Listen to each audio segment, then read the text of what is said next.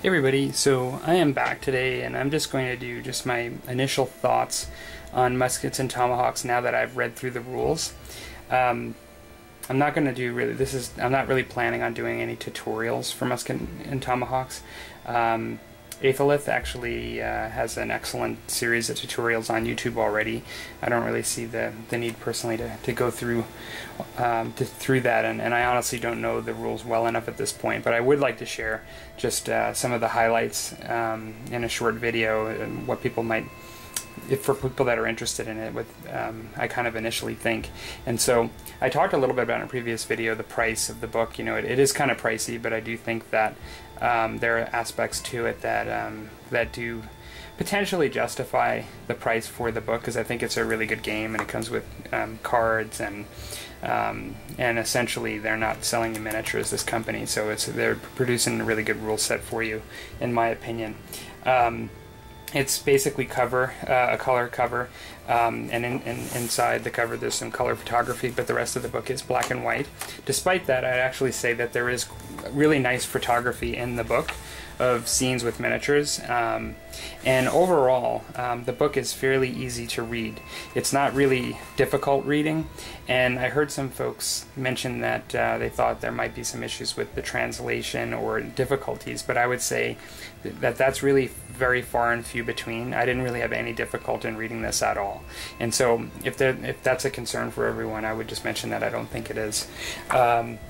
So basically, the rule sections I find are fairly short for the most part, and so as I sort of go through this, you know, you have your section on characteristics, which is pretty short. It talks about the cards, the game turn, then already you're in actions, and movement alone is really only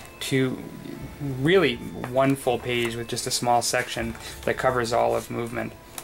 And so I would say that despite the fact there are some very unique aspects to this game, it's not all just completely intuitive and a repeat from games you've seen before. It actually has some very unique aspects.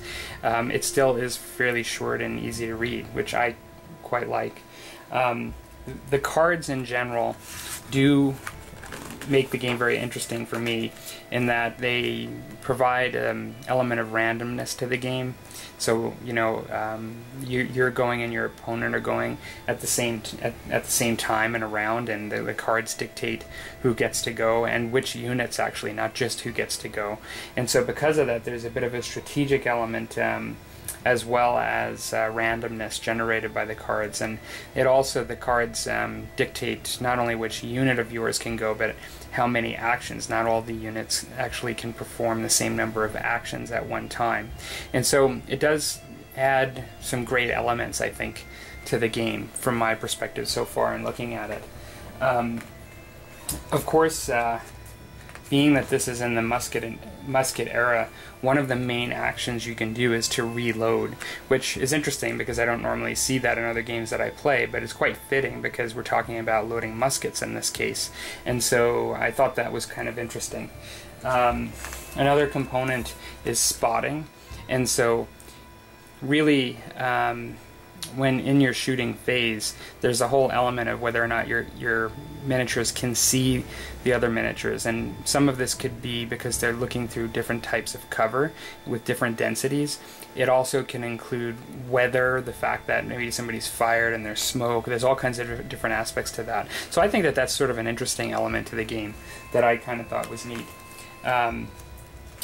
Another thing that I really thought was interesting is just the whole aspect of melee in the game. Compared to some other games where I feel like they've moved away from hand-to-hand fighting and melee as being as significant or as crucial an aspect to the game, in this game it seems to be quite significant, and it seems like the outcomes that you can have can be quite deadly, because it's not just sort of a round of melee and it just keeps going. Like, you pretty much solve your melees within the round you're in, and lots of people can die really quickly. And given that it's musket and tomahawk, and this was during an era where, like I mentioned in another video, where you have that tension between technology and, you know, really sort of handheld weapons could still be quite significant, in contrast to the ability to get a shot off. I think it's pretty fitting, and so I actually kind of like that. There are lots of aspects to the book that I'm just sort of skipping over, and because this isn't meant to be an exhaustive review of the book, but I'm really just mentioning the things that I found kind of neat. And so after Melee, one of the things that I would mention is that there's an aspect to this where you have traits, and these are kind of like special rules in some ways, but basically your units may inherently have traits, or you can even purchase them in some cases. It allows some differentiation of units to units and army to army, and even within your army, to sort of make it a little bit slightly more a little bit more variety. And so examples of that is you can have a sharpshooter potentially.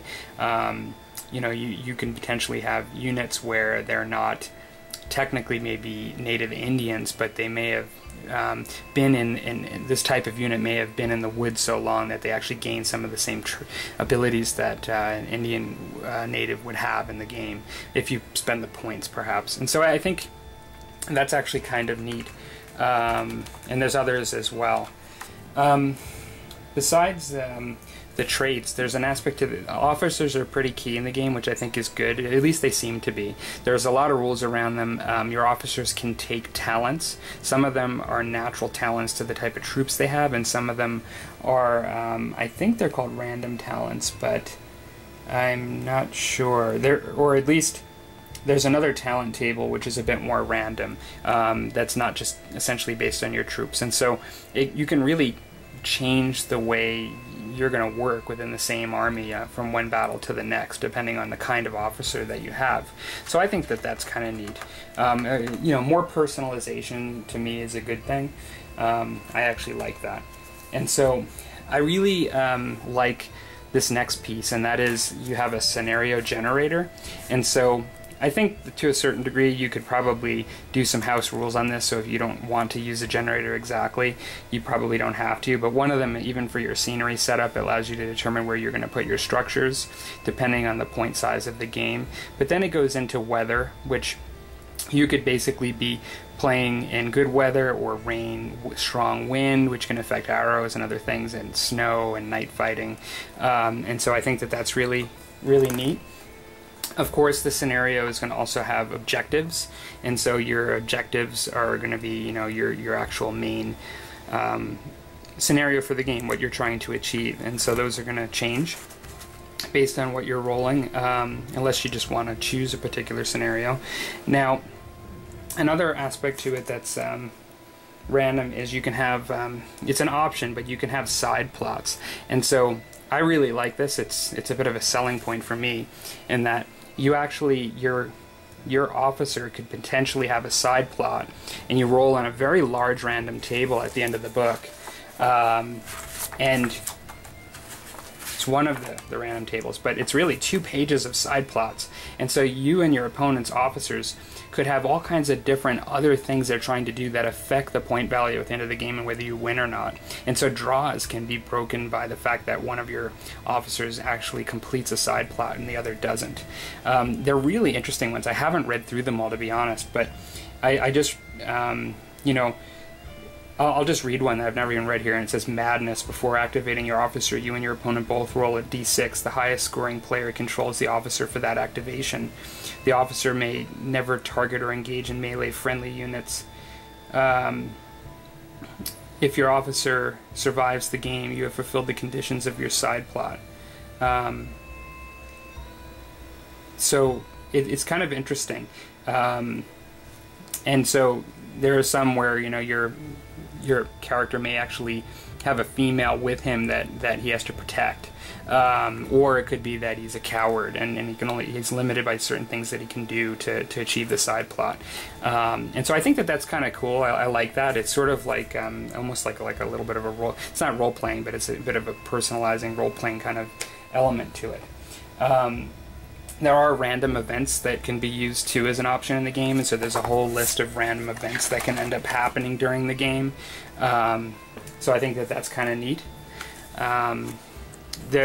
at this point in the book, you do then get into army lists. Pretty typical of what I've seen, you know, just for games like this. Just they're well laid out. It goes through essentially options between.